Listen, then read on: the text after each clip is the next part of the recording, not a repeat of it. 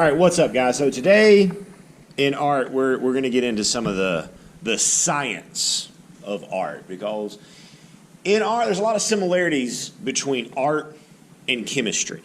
We're mixing things to see what we can come up with. That's science. That's chemistry. So what we're going to do here is we're going to look at how to figure out if our paint is thin enough to flow the way we want it to.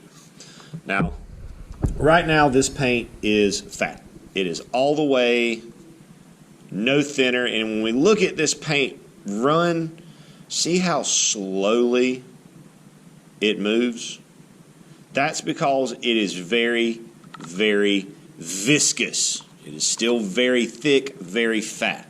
So we need to thin it, but we don't want to just go randomly throwing water into it, because then we may end up with something that's too thin. And more importantly, if we do get it right, if we don't measure it and know how much liquid we're adding, we don't know how to recreate it.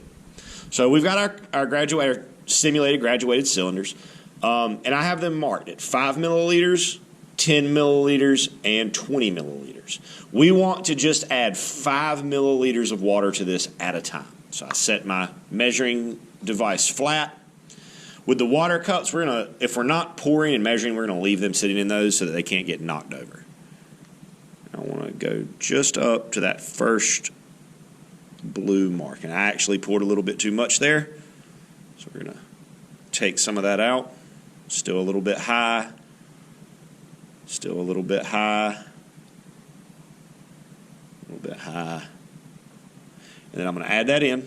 So that's 5 milliliters of water to my mix, and you'll write that down on your chart, and then we use the stick to give it a stir.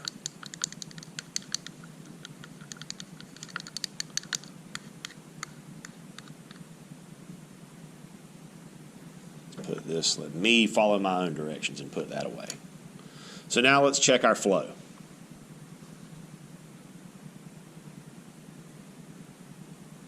So it's a little bit better, but that's still not quite the consistency that I want here.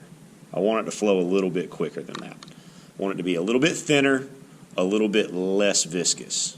So I'm not going to go through all the steps to this to show you, because I don't want you to just know how much to add. But I am going to cut in just a second so that you can see what it looks like when it's flowing properly.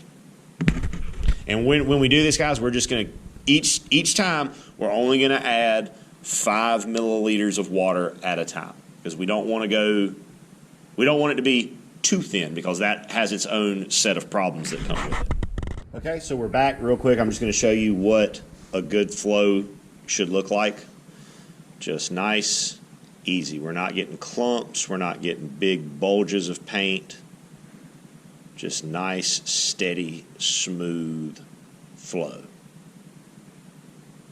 And then, of course, the final test is going to be whether or not our paint flows in our pendulum.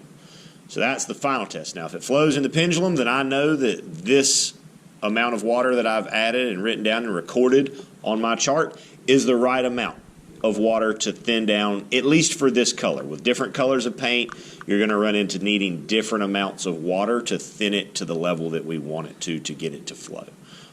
So I'm going to go to the tripod, to the pendulum, and we're going to see if this paint will flow.